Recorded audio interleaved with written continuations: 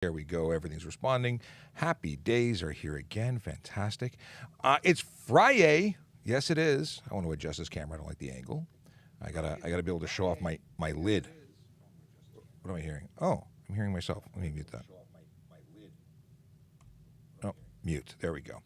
So, what's going on, everybody? Happy FriYay. We are talking about stuff that we talk about every day, traffic and policing. You're in the right place if you've got traffic and police questions. If you have questions about anything like my hair, hey, listen, we talk about everything.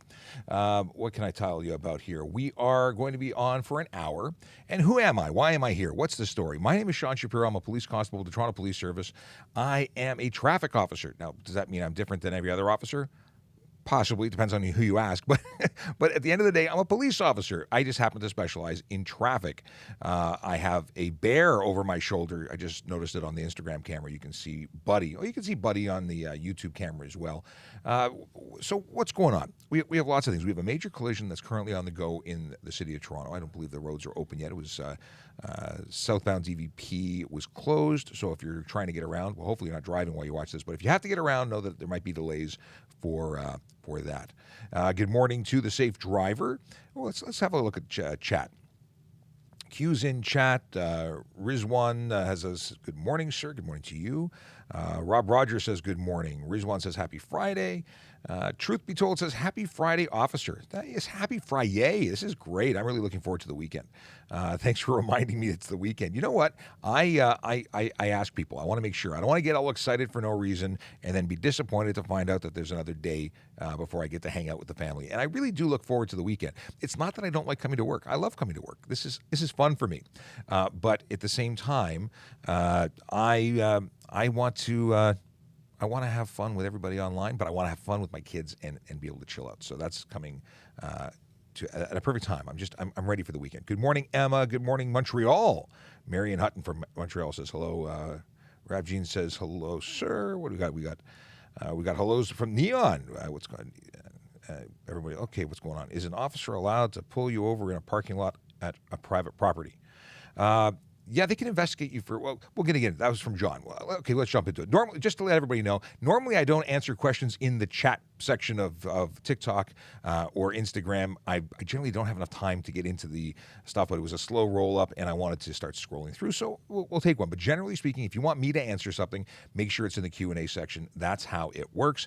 If you want to have a general question answered, you can ask it in chat, but you make it a moderator who is answering you. So what's a moderator? Moderators are volunteers. They're not police officers. They hang out with us every day. They know lots of stuff. They have the ability to mute you if you're abusive, and we want to keep it classy. We want to make sure that everybody gets a chance to have their questions answered. So please don't spam the chat. Please treat the moderators respectfully. They're just people like you trying to do a good thing.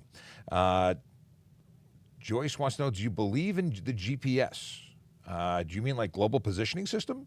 I'm not sure what you're asking about, Joyce, but enlighten me. Let me know what you're talking about. IC7 from YouTube says good morning. Joyce is in from YouTube. So how are people seeing us? What is this? How many cameras are we looking at? The deal is that we are on YouTube, Twitch, LinkedIn. We are currently on Twitter, TikTok, Facebook, and of course Instagram Live. And how are we doing all this? Well, I have multiple phones. I have a phone for TikTok. I have a phone for Instagram. I have a camera that's going through Restream and broadcasting on all the other platforms. So very cool. Just a comment from Mo coming in from Instagram Live says, I honestly been learning more from you than all my Michigan college teachers. Much respect for you. Well, I hope, thank you for the compliment. I hope that the laws and the things that we're discussing are applicable to you if you're in Michigan, because a lot of what we talk about is very focused on Ontario, the laws that we have here where we're based. I'm in Toronto, Canada. And while many of the rules are similar, or if not the same, there are some things that are different. So make sure that if you're watching, if you have specific things for areas outside of Ontario, Canada, check with your local law enforcement because it might be different. Okay, let's Did I skip something else? Did I jump around? I want to make sure I don't move anybody. Okay, Undead Neon says, blessed Friday morning, everybody. And just to let you know, I'm switching from chat and going into Q&A now. So if you want me to see something, make sure you use the Q&A feature. Now, if you're on anything other than Instagram or TikTok, I do see the chat, and we're all here. I see Akela Jaconis just dropped in. Good morning, traffic safety community. Yes, good morning, Akela. Good to see you. We have a lot of regulars, and you could be a regular too. You should be following us if you don't already follow us. And for the folks on TikTok, so we have over 420 people in the room right now. My name is Sean Shapiro. I'm a police constable with the Toronto Police Service here in Ontario, well, Toronto, Canada. It's the Toronto Police. And what do? Well, I'm here on all the social media platforms answering your traffic and police questions. So if you've got questions, feel free to ask. That's what we're here for. Okay. Can you do a U-turn at a four-way stop sign? Here's the deal. You can make a U-turn unless it's signed otherwise. If it's unsafe to do so, you can't, obviously. If there are certain locations where you simply cannot do U-turns, where there's no visibility on a curve, on a crest of grade, in front of a bridge, viaduct, or tunnel at a railway crossing. All these places are prohibited. There's nothing to prevent you from doing it if it's safe to do so. And that's basically it. If you are doing something and it results in a collision, or you zigged when you should have zagged, it's going to be on you for performing that maneuver. And that maneuver is something that's generally considered riskier. You're spending more time in that space. Three-point turn might be better. A parking lot might be the best. If there's an option to use a driveway or a parking lot, maybe take that as an option. Okay. Can you enter a bike path to make a right turn? Depends on the area. Obviously, if you have a right turn available to you, whether that be a driveway or whatnot, yes, you can cross it. You have to make sure it's safe, that you don't end up causing a collision with a bicycle, because it is your responsibility when making a turn to do so safely. If you don't, you could be charged. So you look for the hash marks on the ground. That will be a good indicator as to where people are expecting you to make that turn. Now, another thing, especially in the city of Toronto, and different bike paths have different policies behind them and different ways of doing it. Cities design their places differently, but we tend to make green or off-color, non-matching to the road, patches on the road to indicate where cars and bicycles may meet one another. At least in the city of Toronto, that is true. So be aware of what's going on. Obviously, snow and slush may prevent you from seeing it, so be careful whatever you do.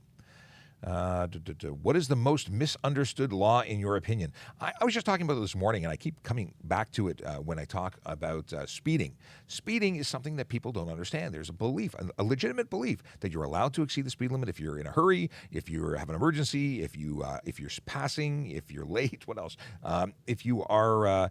There was something else. If flow of traffic, people think that you can go above the speed limit when you have a general mob going above the speed limit, and the truth is you can't. So that's probably the number one, in my opinion.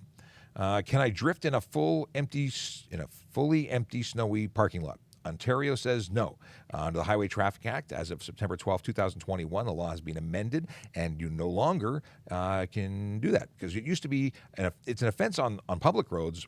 Always, which was considered stunt driving. But on private property, it wasn't something we could lay a charge with. So the government has changed that. They've amended the law, and now you may not. And the same consequences for stunt driving on the road apply on private property. That's a great question. I saw something pop up here on Instagram. Can you get stopped for going around a cop? If you're speeding around a cop, sure. Simply passing a police officer that is driving at or below the speed limit, if you are driving at the same speed as them and they happen to slow down and you overtake them. But obviously, if you overtake a police officer by way of speeding, that's usually a good indicator that you could get stopped. Because if I'm doing the limit and you are passing me, you are breaking the law. So thank you for that question. Let's see here. Let's have a look at the other platforms. We have, okay.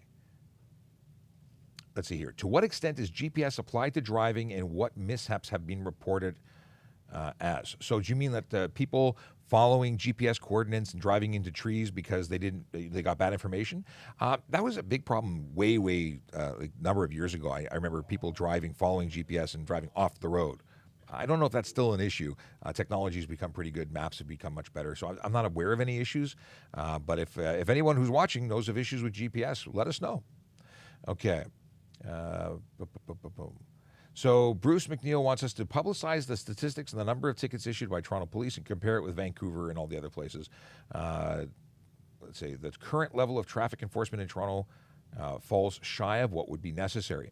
Well, we do issue tickets on a regular basis. There's lots of them issued. We have a team, the Vision Zero enforcement team, that are out there dedicated. I believe it's 16 officers, full-time enforcement. That's all they do. They don't go to any other kind of call. And they focus on the big four. The big four are speeding, aggressive driving, and impaired driving. And they are writing tickets all day long. Again, that's all they do. And there's no shortage of people breaking the law for them to issue tickets to.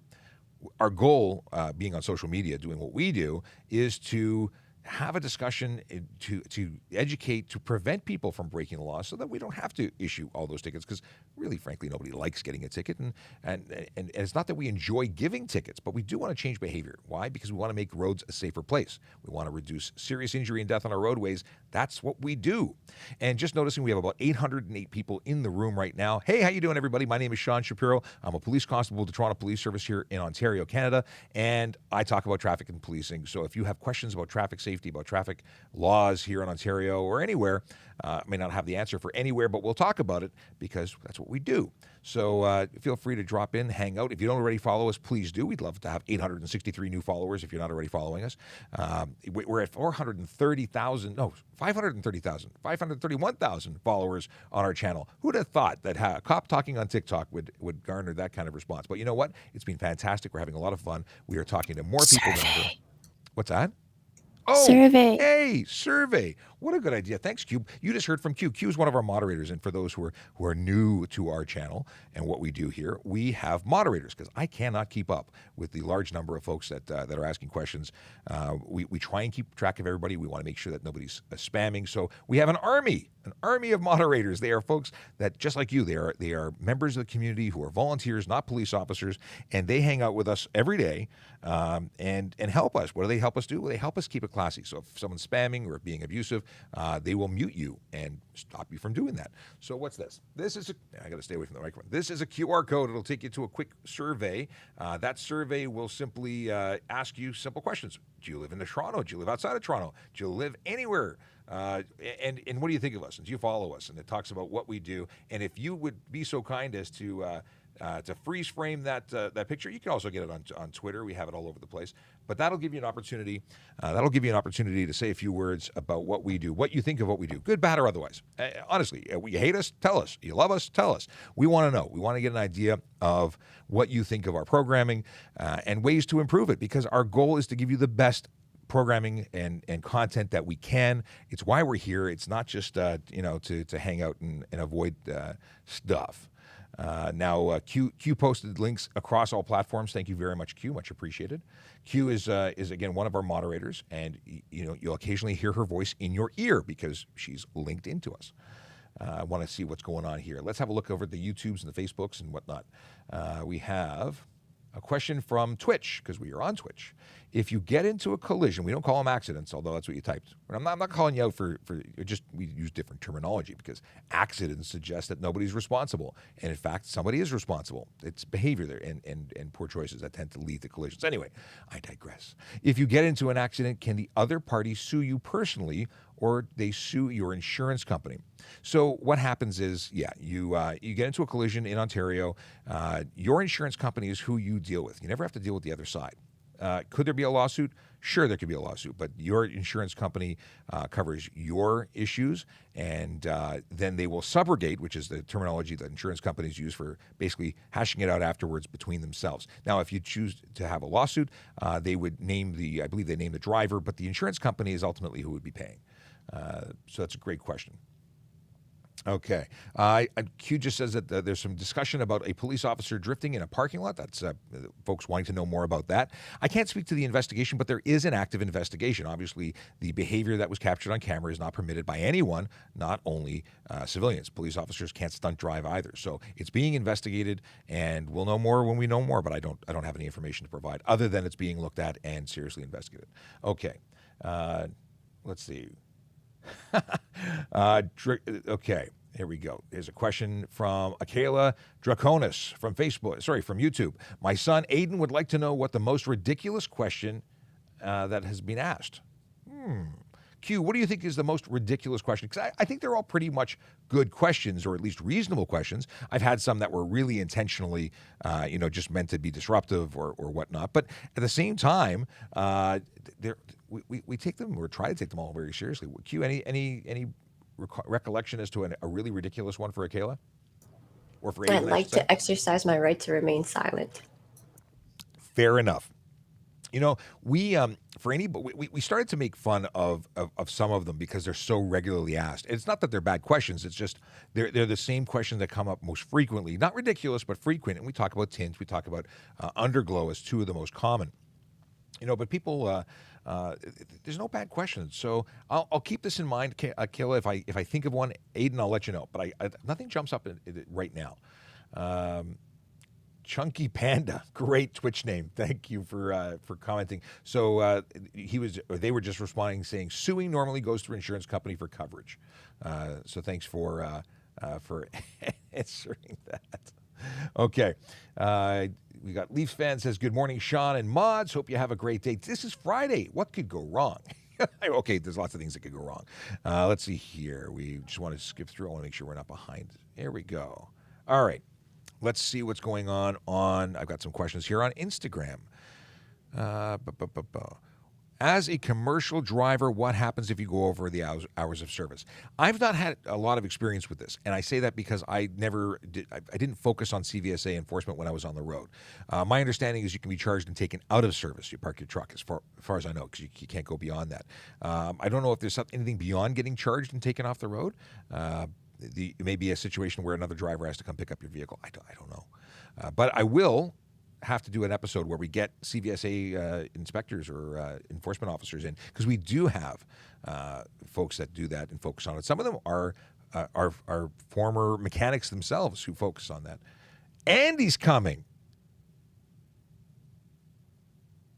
Okay, I can't keep it going longer than that. Good job. Okay. Here's a question. Can you stunt drive on private property? Well, this has been a hot topic since the law changed in September. And the answer is no, legally you cannot stunt drive on private property. Stunt driving can be many, many different behaviors, including speeding on main roads. But since there's no specifically posted rate of speed on private property, the issue is burnouts, donuts, intentional losses of traction like drifting, and so on. There's a whole list of them. Okay. Can you have backyard chickens in the city? Oddly enough, I think there's a bylaw or a pilot project in certain, I know in certain municipalities, because I was reading about them. I wanted to have a chicken because I like eggs. Anyway, the deal is that it depends on the municipality. Each municipality sets its own rules regarding livestock, and there was a project, and I don't remember if it was York Region or if it was Toronto, allowing you to have a certain number of birds. So check with your municipality because you may actually be able to do that. Can I get a challenge coin, please? Have you got a challenge coin? I do the challenge coin thing. DM me because I might be able to trade coins. We don't sell coins. The gift shop does, but that's a different story. You can get the gift shop, and I've been meaning to plug them for a while. The Toronto Police Museum, that is out of 40 College Street, does have a gift shop. You can buy online.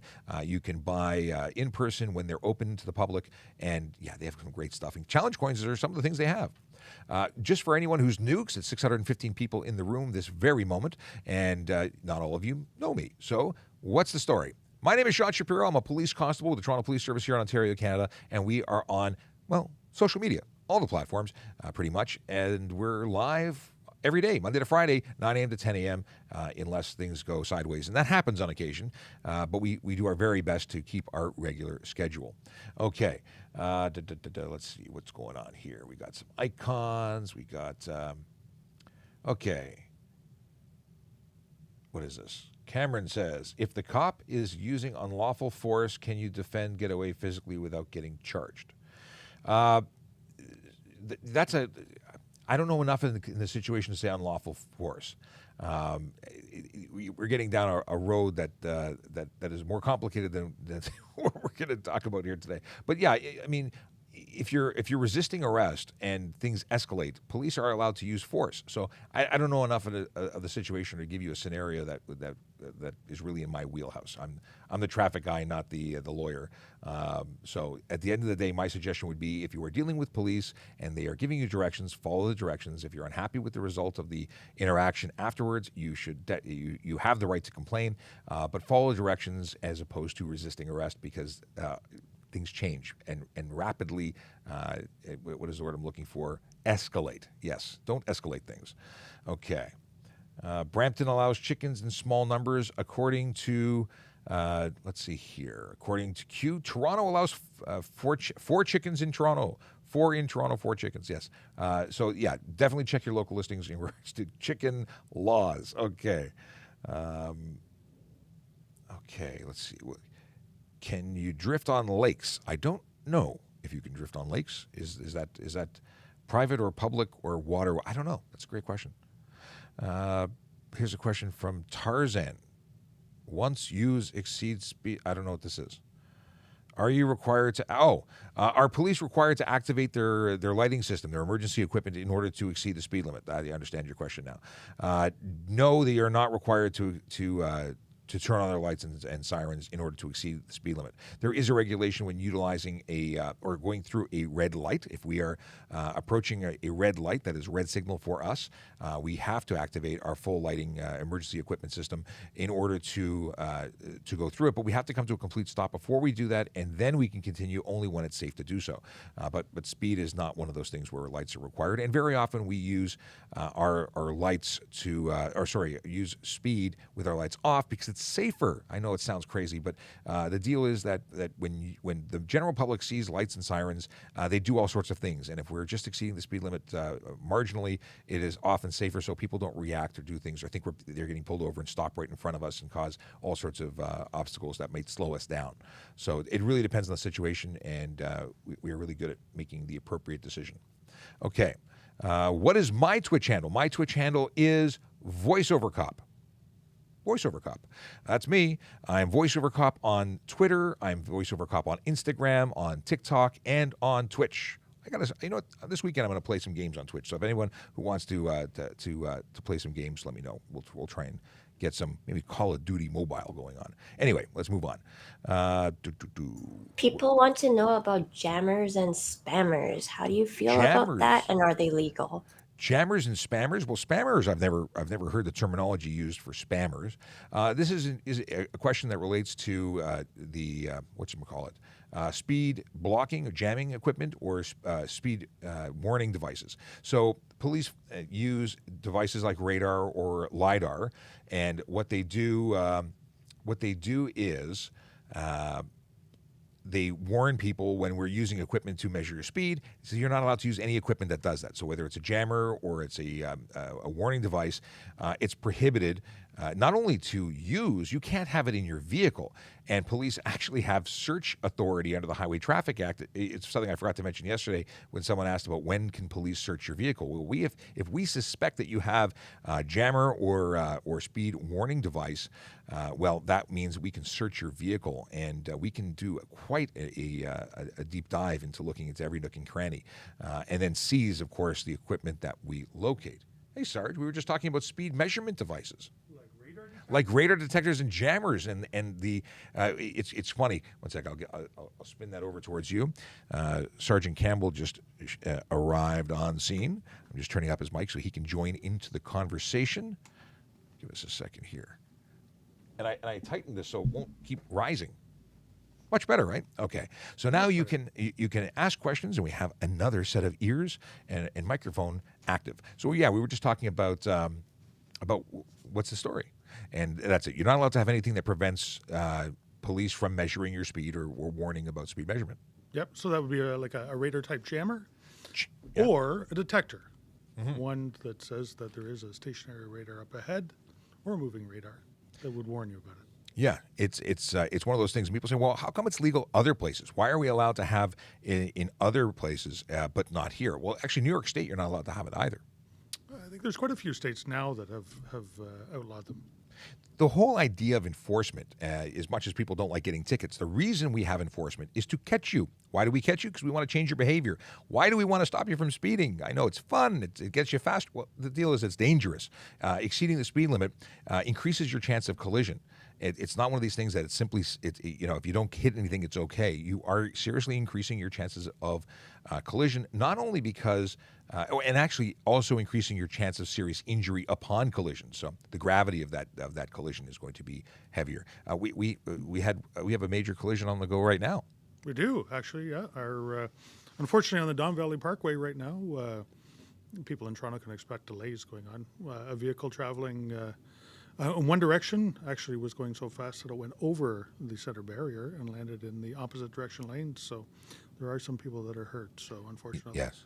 Yeah, unfortunately, those people are in not a good place. They're being they've been taken to hospital. They're being seen by medical professionals, but that's not where anybody wants to be.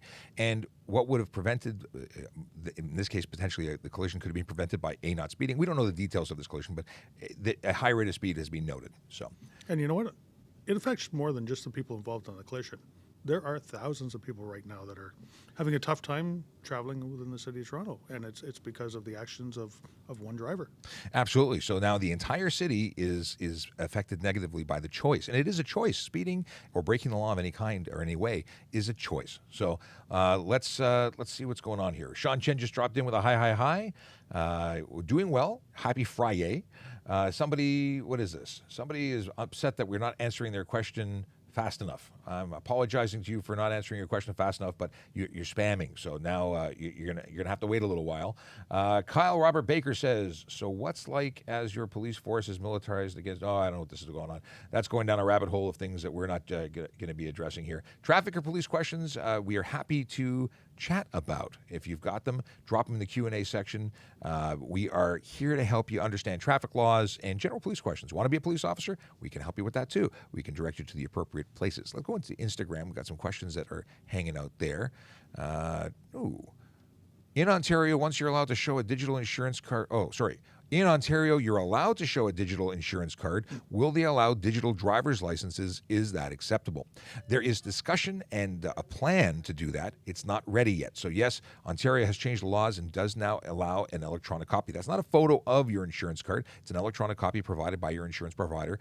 When it comes to your driver's license, that has to be your physical driver's license. No reasonable facsimiles allowed. You have to have the actual card right now. And when the law changes, there'll be major announcements. And of course, you'll have an app that does that. Who knows? Maybe it'll even be integrated with the iPhone, because I know they came up with that technology for the States, but it's not active here yet. When it comes to your motor vehicle permit, the ownership documents and the plate portions, those are original or true copy. What does that mean? True copy means, what are we hearing?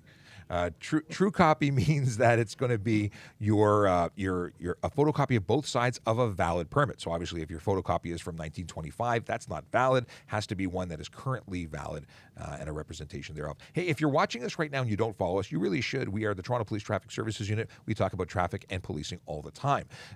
If you don't know who I am, my name is Sean Shapiro. I'm a police constable with the Toronto Police Service, and guess what? It's the Traffic Safety Unit. Traffic Services Unit, Traffic Safety Programs Office. It's a lot of words. Yeah.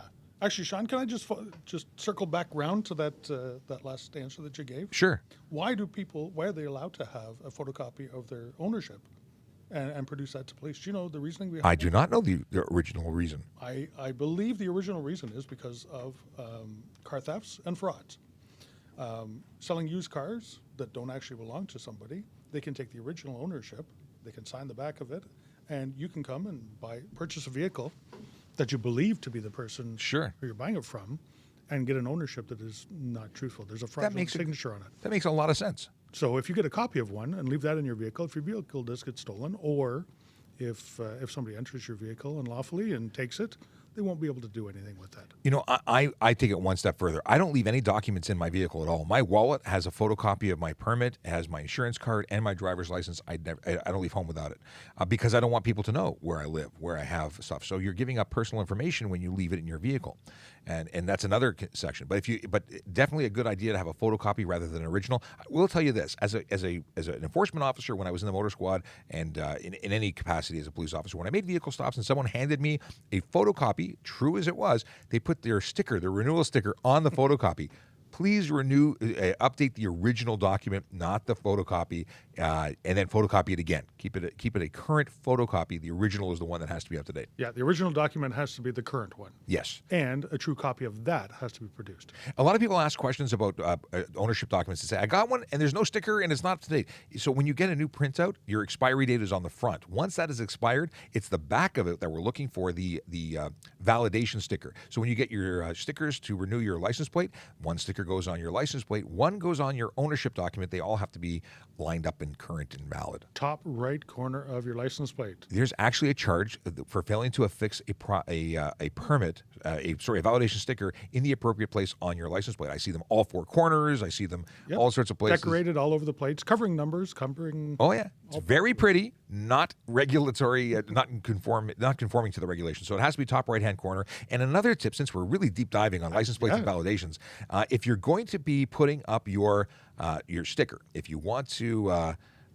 If you're going to put it on, it's a very good idea to remove all previous stickers, clean and dry the area before applying a new one. Reason being is I can use a razor blade to get under stickers to remove them. It allows people, bad guys, bad people, to circumvent the theft deterrent system in the sticker, inherent in the sticker. Because if you try and peel a sticker that's properly affixed, it's going to say void, void, void all over it.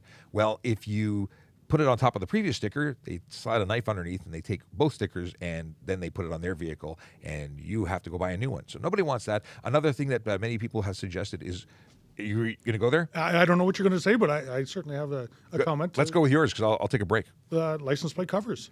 First of all, you're not allowed to have a license plate cover, but I see an awful lot of people that are too lazy to take their cover off when they get their renewal sticker. Yeah. And they stick it to the license plate cover. So 2 charges there. First of all, for having one, even if it's clear, you're not allowed to have it covering. Second of all, you don't put it on the plate. It has to be affixed directly to the plate. Yes. And I did actually speak with somebody who said, well, I only buy one sticker for my summer car and winter car. And he takes the license plate cover off and puts it over his license plates on his summer car and takes off. And he says, well, I don't drive them both at the same time, so I shouldn't have to pay for 2. Well, that's an interesting way of thinking about it. It's not valid, but actually where I was going to go with is what am I saying? A concept that somebody suggested where you apply the sticker to the plate and then run a razor blade across it so that it'll come up in pieces if they try and steal it. That's an excellent. I think they're already actually designed to do that. But that only works if they apply it directly. Actually, both concepts. It's built into the sticker, but that's an additional way of preventing someone from taking it. But here's another thing. There's a serial number on that sticker, and oddly enough, we run those because some people, again, steal stickers. We look to make sure it's the appropriate sticker on the appropriate vehicle. Sometimes it's an honest mistake. You own 2 vehicles. You stuck the wrong one to the wrong car. We'd know that too because we look it up and see who it's associated to. Okay, we're going to get off the track of license plates and stuff because I'm sure that's why 250 people just dropped out of the room. Okay, back onto the Thor Hemsworth wants to know if you're a training officer. I am not a training officer, but if you'd like to get me the pay increase, feel free to write a letter to the chief. No, I'm kidding. I'm not a training officer. I am a media relations officer working out of the Traffic Safety Programs Office, but not a training officer. Training officer is someone who teaches at the college, someone who trains new officers in the coaching program, a coach officer, where there's certain things, but this position currently doesn't qualify for that. Let's see here. What do you do if you see a minor vaping in a car? Well, you can't use a cigarette or a vape product, certainly if it's got an illegal substance in it, but in a vehicle that has people under the age of 16. Now, if the person consuming it is under 16, I don't know how that would apply, but certainly the driver is not permitted to do that, and an adult can't do it. So I would assume it's the same deal if it's a passenger who's under. It's just not permitted. So there are tickets under the Ontario. Smoke-Free Ontario Act that could be applicable, and I have to read to see if it applies to minors too. And I do believe if it's tobacco products or nicotine products, they're not allowed to consume it under the age of 16. Right, so there's other charges that are potential there. So at the end of the day, it's a bad day. So it's something definitely worth investigating. Let's see here. Can you pass a snowplow on the road? Well, every safety message from province of Ontario and what we share as well is that it's unsafe to do that. Is it illegal to do that? I'm going to say no. I don't think it is either. It is not illegal to do that. It is very, very unsafe to do. Obviously, a snowplow needs to. Well, they both try to clear as much of the center of the road as they can, all the way over, including the lane and the shoulder. So these vehicles are wide. We've seen some vehicles that tow a snowplow on a trailer and take up 2 or 3 lanes. They have those trailers that slide out. That articulate. Yeah. And to attempt to pass that, if you were to get into a situation where you spun out, caused an accident, you would 100% be at fault for that. Yeah. So whether there's a charge for simply passing it, it's a bad idea. And if you did so and it caused a collision, obviously you're going to be at fault for that. Investigations tend to look at things like that. It's just, you know what? If it's bad weather, leave and give yourself the appropriate amount of time to get to where you're going. Expect delays because in the winter, I mean, you can never count on anything going your way. So whenever you're traveling, give yourself time to travel. It's just the smart thing to do. Okay, I've got a question here. When a person shows you a valid insurance card, can you tell the type of insurance the vehicle has to ensure that it has a liability and so on? So we don't look at whether or not it on its face, whether it has coverage for winter or if it's storage. If we see a card, very often it's not investigated further. But sometimes it is. I made a point of checking all insurance cards because I've got you there for the stop. Why not check your insurance as well? Additionally, we have up to 3 years to lay charges in relation to insurance. So if you turned out to have had no insurance at that time, you can expect that you may even get a charge later after the vehicle stop. So my suggestion would be follow the law, have insurance, not only because it's the law, but because if you're involved in a motor vehicle collision, the last thing you want to do is lose everything you own to paying for a collision. And I can tell you that I have a friend, I'll tell you the very quick story. A friend of mine when I was in high school, his father was at a courier business. His courier business had been sold fraudulent insurance. The person took the money saying they were an insurance company, gave them pink slips that were not valid. They didn't tie into anything. So he was driving along one day, ended up in a collision, and paid, I believe, $200,000 out of pocket because he was not covered. And even though he wasn't found guilty for trying to break the law, he was still liable. So insurance is super important. Don't misrepresent anything to your insurance company. Don't give them a reason to deny you a claim, and make sure that you're always valid. The charges are very serious. $5,000 to $25,000 for an insurance, no insurance, or charge for drive no insurance for your first one. Subsequent charges will go up.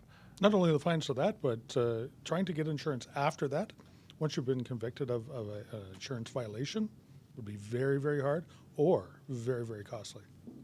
Absolutely. Yes, that insurance is one of those things that you have to have. It scares the heck out of me. I don't want to do anything to increase my insurance. Now, since we're on the topic of insurance, people say, well, if I'm going under 15 or under 16 kilometers an hour, there's no points. No points is the goal, right? Nobody wants points because that increases your insurance. Not so. Any ticket will increase insurance.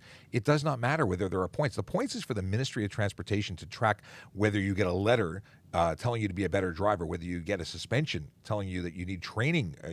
That's a ministry thing. And it's a great way of knowing what kind of driver you are. If you've got points, obviously you've done something to get a conviction and have points. But the insurance companies aren't bound to rate you based on your points. They rate you based on their risk assessment of your driving behavior. If you have a ton of interactions with police, a ton of charges, whether it be document or moving, or they make their own decisions. It's their house. It's their rules.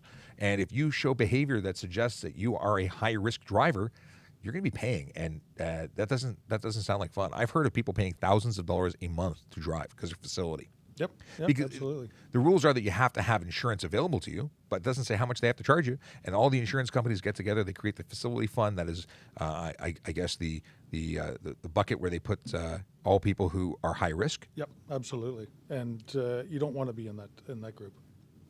Apparently, I'm covering Buddy. I'm blocking. Does everyone see Buddy? Buddy's first camera appearance. Okay.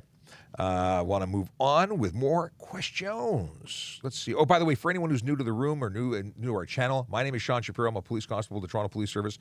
And we do this thing on social media where we talk about laws and stuff. The other voices that you may hear on the channel at the moment, we have Sergeant Murray Campbell. He is the pound sergeant here at Traffic Services and another media relations officer. And connecting shortly will be Sergeant Melissa Kulik, who is who's my boss. She is the what is the official title of this? The Traffic Safety Programs and Media Relations. Yeah, that's a big title. We have lots of titles here. Unfortunately, Sean, I'm not able to stick around for the whole day. You've got to go? Now that Sergeant Kulik's here, I do have an awful lot to do. It is Friday. Yes. I just wanted to stop in and say happy Friday to everybody, and hopefully they have a good weekend, and maybe I'll get a chance to pop by on Monday again. Hopefully. Well, thanks for dropping in. We'll see you. Have a great weekend. We'll see you on Monday. I've got a question Bye, here Sergeant from 99. Campbell. Oh, and you may not have heard Q saying bye, Sergeant Campbell, as you took off your headphones. Thanks, Q. Take care. Okay, we got a question from Instagram. Are e-bikes ever going to need insurance? I had one the other day take off my side mirror and refuse to give me information because he stated he doesn't need to because e-bikes don't need insurance. Well, actually, they don't need insurance because they're classified as bicycles. It was a collision. They were involved in a motor vehicle collision because you're the motor vehicle. They should have exchanged information, and by them not, they failed to remain in a collision. And you may still want to make a report to police in regards to that if you're in Ontario. Now, granted, it was a collision.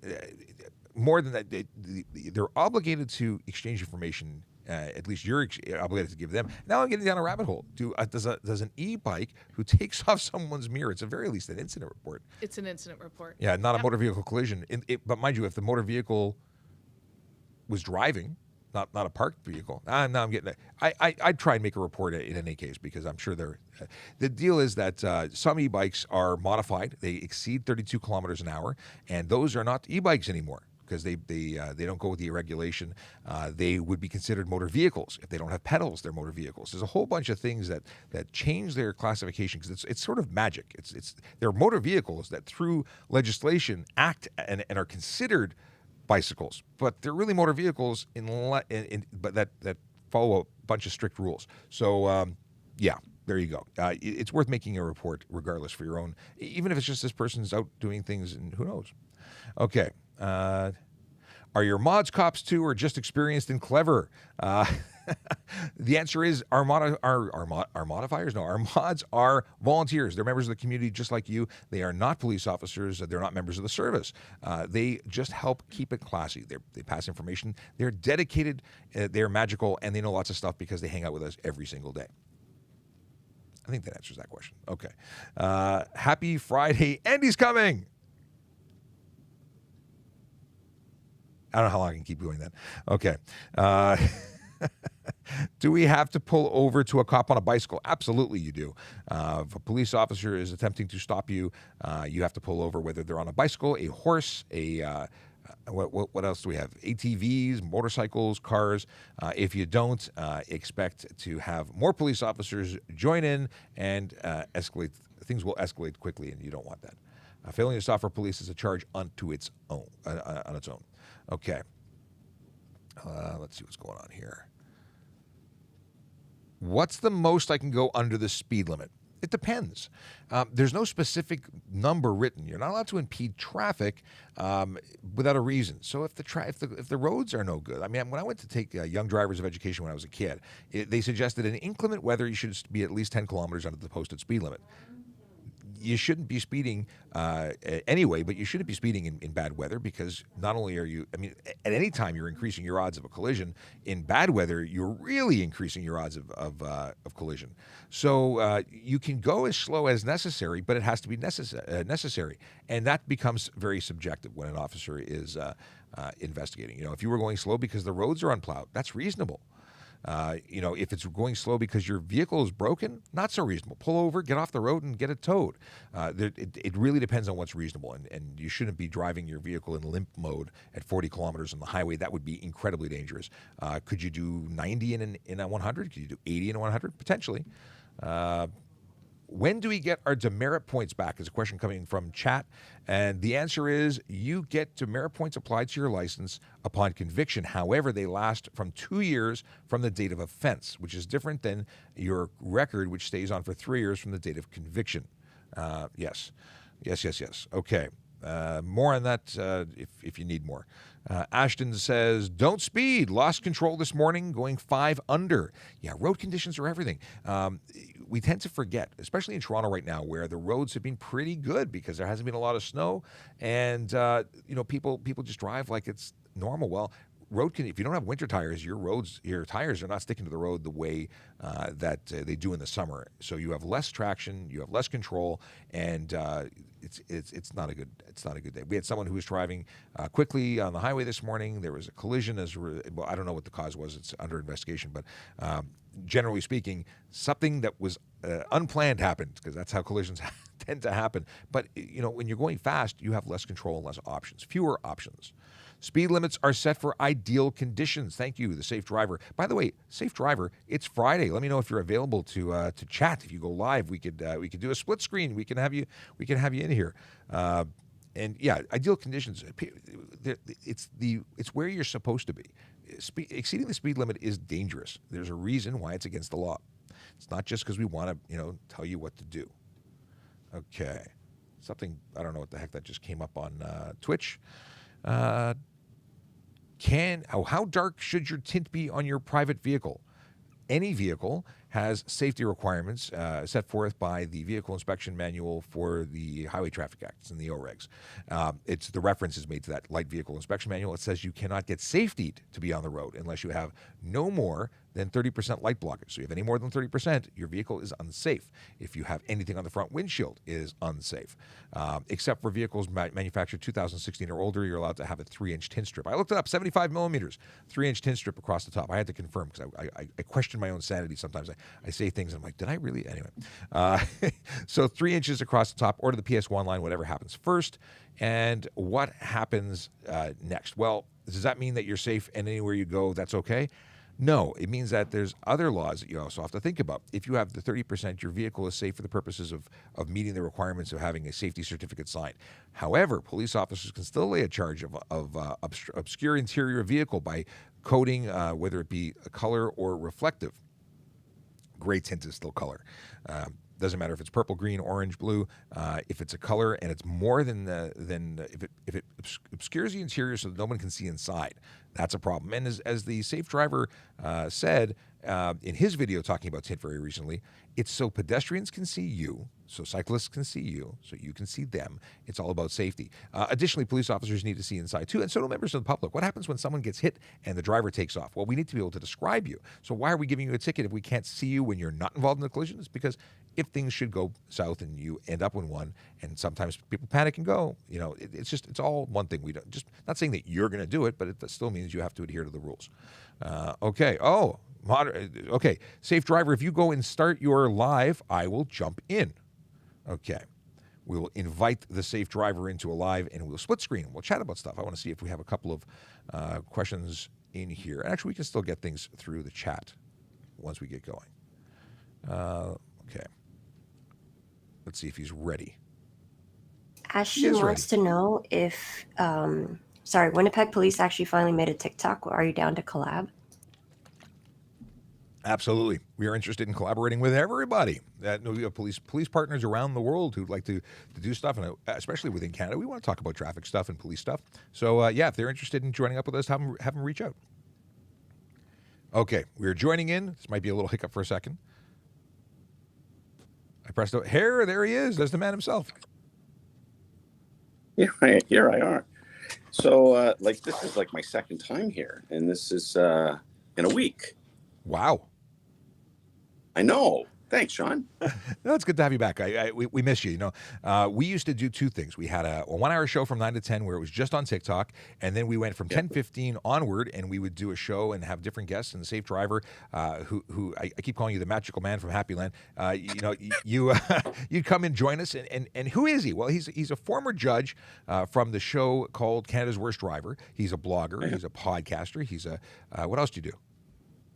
I train instructors. I blogger, podcaster. Yeah, an all-around real nice guy with a shiny head. That's all. I shined up just hoping that you'd be able to come on screen today. I noticed that. It's like a couple of eggheads here on the screen, so it's good. We keep talking about possibly getting some powder. I got to talk to the makeup professionals. Michelle Mackey was going to give me some tips when we went to the studio. From City TV, she was going to teach me how to put makeup on.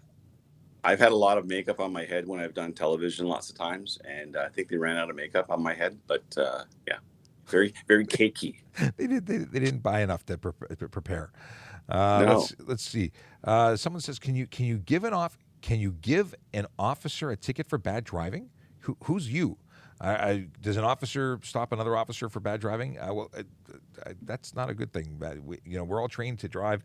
We're expected to drive properly. I don't know what the bad driving is that you'd be complaining about. Ashley wants to know how the no carbs are going. By the way, Scott, I'm on no carbs. I saw that. How are you feeling with no carbs? Actually, I feel really good. I have more energy than I had when I was on carbs. I was kind of sluggish on carbs. So I'm feeling pretty good. Thanks for asking, Ashley. No, it's doing well. I got to do an update video on the VoiceoverCop channel after we're done our live.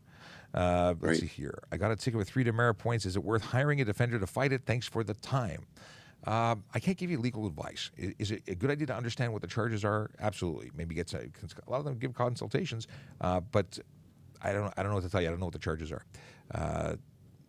Let's see here. Laura Lee says, that show taught me a few tips and tricks. I think it's a reference to the Canada's Worst Driver. Canada's Worst Driving. Yeah. I still talk to some of the people that were on the show through social media, and it kind of taught them as well. And I think that the coolest part about doing the show is that people would point and giggle and laugh and then pause for a second and say, wait a minute, I do that. So if anything, it kind of made people open their eyes up a little bit and realize that they could be Canada's Worst Driver driving next to them, It's amazing. We see a lot of things on the roads. When we're driving in our personal cars, I see everything, and I have no, really the ability to do much. I used to see a lot when I was on the road in a police vehicle. There's always things that stand out, but those things that stand out are the extremes. But there's all sorts of bad driving that's happening all the time. Bad habits. What are some of the worst ones that you would think of? It's one of the things about the things that stand out are the ones that are happening often. But I'll throw this challenge out to your listeners and your viewers: is look for the things that stand out that are actually positive.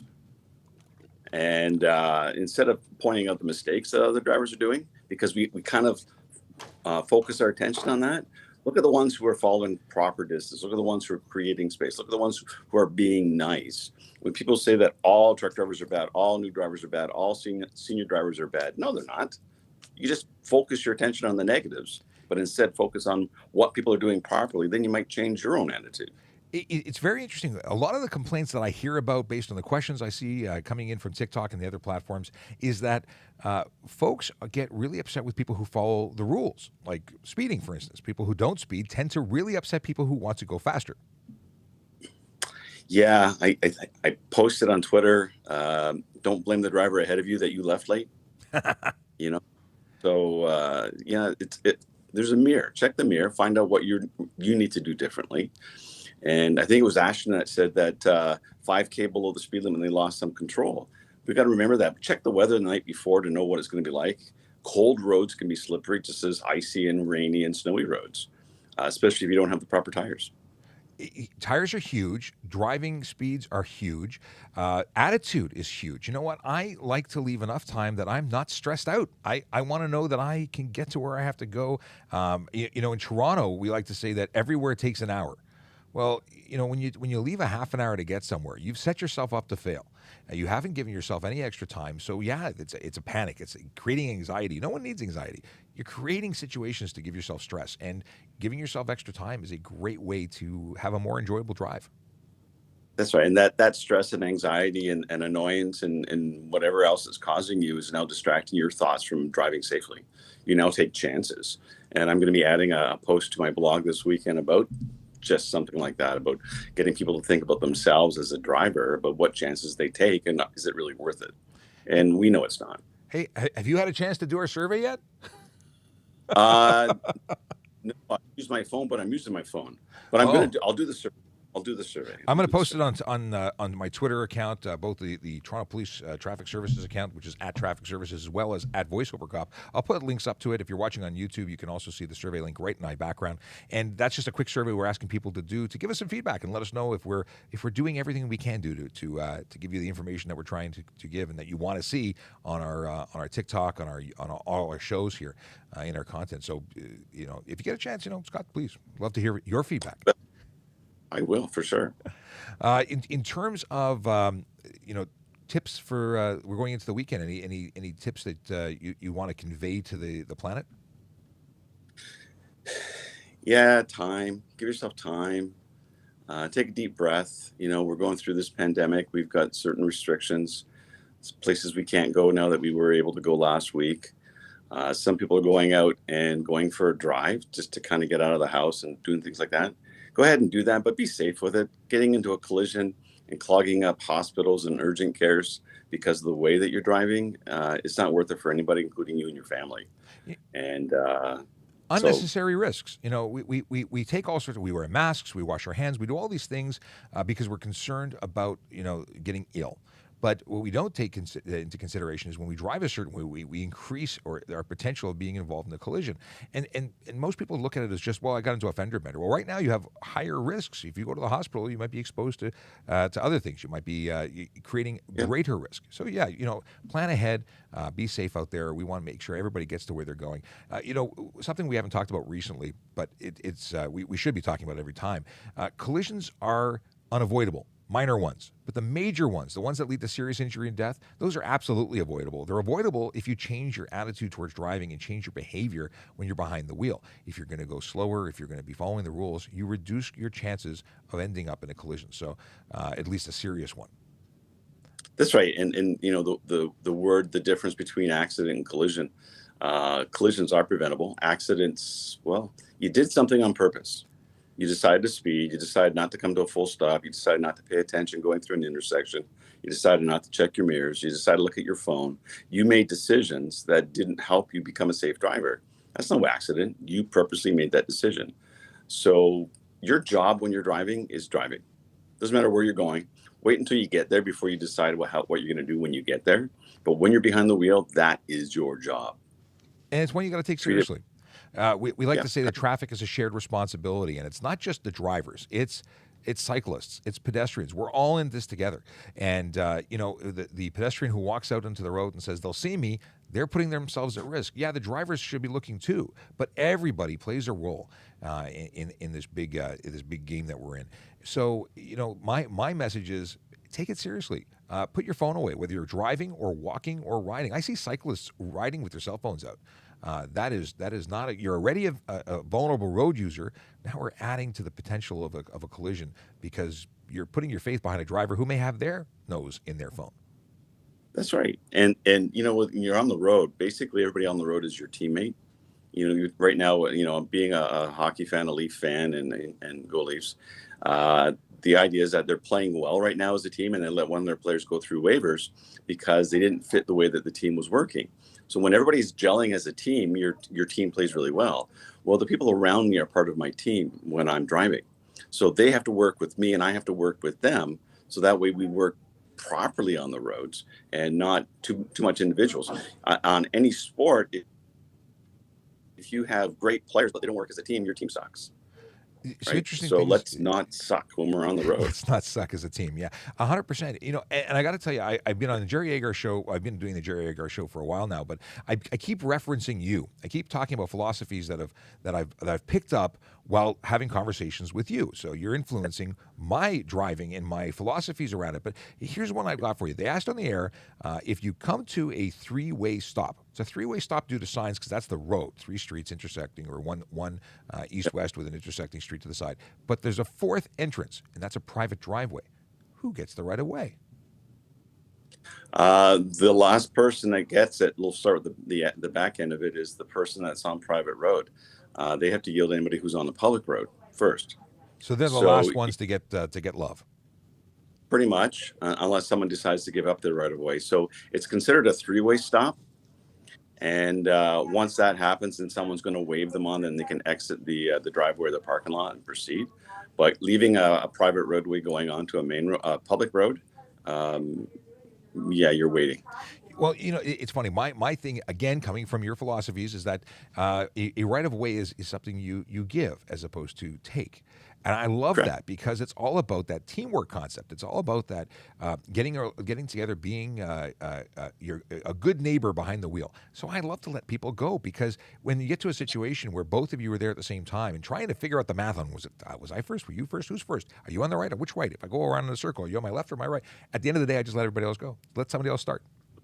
Well, you know what? A lot of people just, they're unaware of how long it really takes to let someone go. You wave someone to go and they're gone in like 4, 5, maybe 6 seconds. That's it, 6 seconds. And then you get to go. It's not a big deal. What are you going to do in 6 seconds when you get home? Nothing.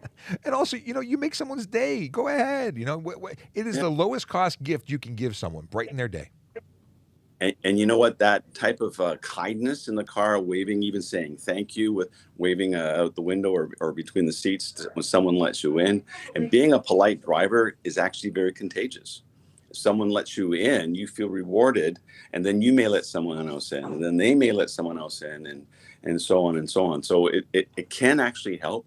And because of all what we've gone through for the last couple of years, everybody's tense. Everybody, I'm not saying road raging is increasing, because, well, we don't have the data for that yet, but the aggressive and the unpleasant drivers, because our life has been turned upside down.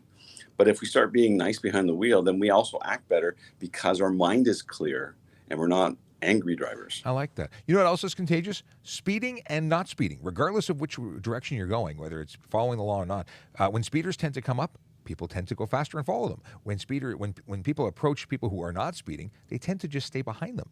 There are a few people who are aggressive and tend to make big moves to get past them and continue their speeding. But for the most part, people tend to go with the flow, but not change their behavior excessively. That's right. And it's the same mentality if you're walking through a hallway or a building. You walk with the flow of the people there.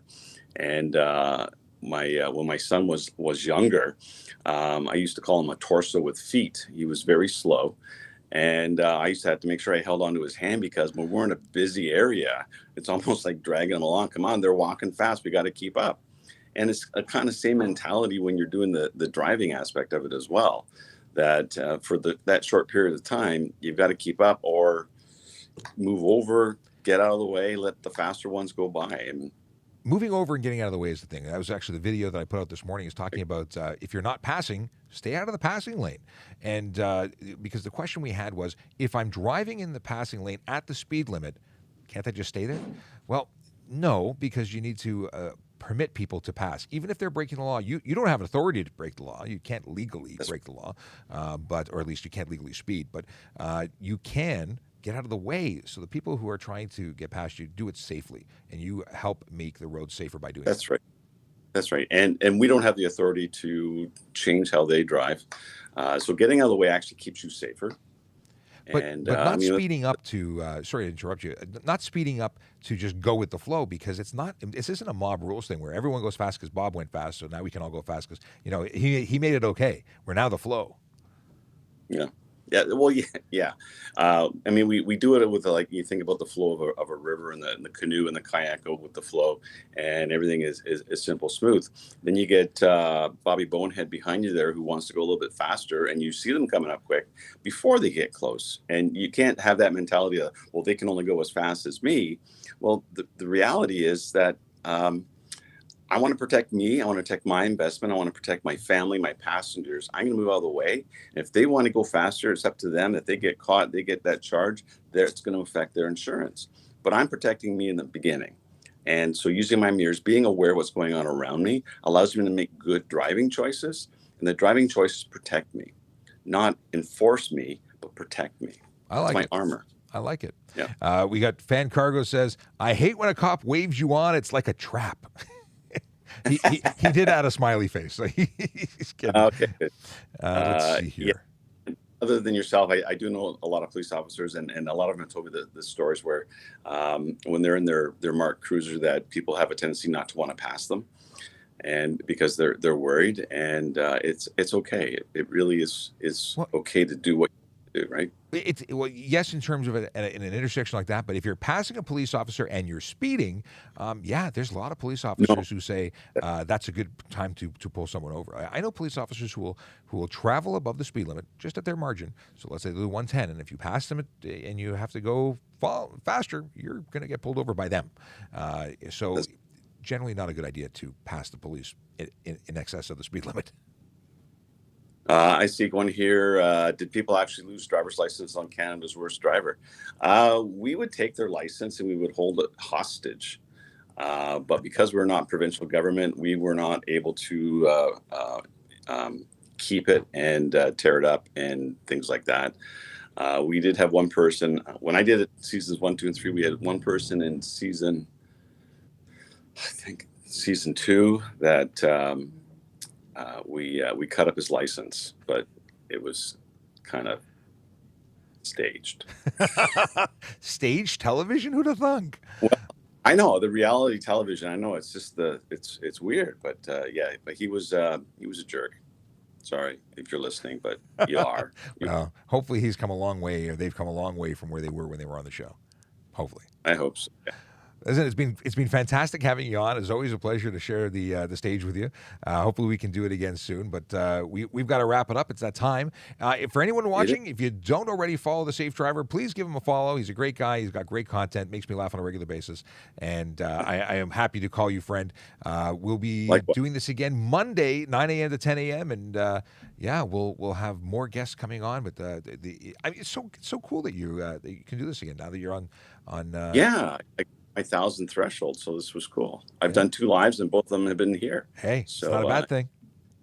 Not a bad thing at all. Awesome. Have a great day, Scott. Thanks, and to everybody else, because we're going to shut down the live altogether. Bye, Scott. Have a wonderful day. Have a great weekend. Be safe out there. If you're going to drive sober, no drugs, no alcohol. That's our big thing. And we'll be back Monday when we review the stats as to how many people were arrested over the weekend. Because that's always, we're hoping for 0, not because we're not out there catching you, but because you're not out there to be caught. If you're driving, do us all a favor. We all want to get to where we're going safely. Bye, safe. everybody. Okay, I'm hitting that button. In 5, 4, 3, 2, and we're out. Okay, and Instagram. Thank you so much for everyone who's been hanging out with us. We're still new to Instagram in terms of doing the live show. You don't get the opportunity to see my guest who is on TikTok, but you do have the opportunity to hear them and interact. So thanks for everyone who's spent time with us. And if you don't already follow us, please do. We go Monday to Friday, 9 a.m. to 10 a.m., where we talk about traffic and policing, and occasionally have some guests talking about the same topics or similar referenced related, stuff and things. Have a great weekend, everybody. See you soon. Going to end that one. And to everybody on TikTok, just so I can catch up on the message. Not TikTok. I meant YouTube and the everybody. Apparently, we hit 50 followers on my Twitch. That's so cool. Let's see here. We got here merging heaven under. Okay, just Brent Perry. What is this? I did your survey. Your head looks well polished today. Have a good day. Thank you. Yes, I wanted to make sure I had the appropriate amount of shine for a Friday. Revenant Movie Star, good to see you. I'm glad that Q was able to answer your questions here in the chat. Yeah, good times. Listen, everybody, have a wonderful weekend. Which camera am I looking to? Have a wonderful weekend, and we will see you back here on Monday. Be well, be safe. Don't forget the survey. And don't forget the survey. And you guys on YouTube and all the other platforms other than Twitter and TikTok, my God, I'm stumbling over. You have the benefit of that QR code right in front of you. But if it doesn't work, or if your phone doesn't like it, or if you're watching... Not TikTok. Not TikTok. TikTok doesn't have it. I have to upload my iPad. Yeah. But if you have an opportunity, really would appreciate it. We've had about 75 people fill it out, and it really does help us. Thank you so much for doing that. I'm thanking you in advance. Have a great day, a great weekend, and we'll see you on Monday. Bye, everybody.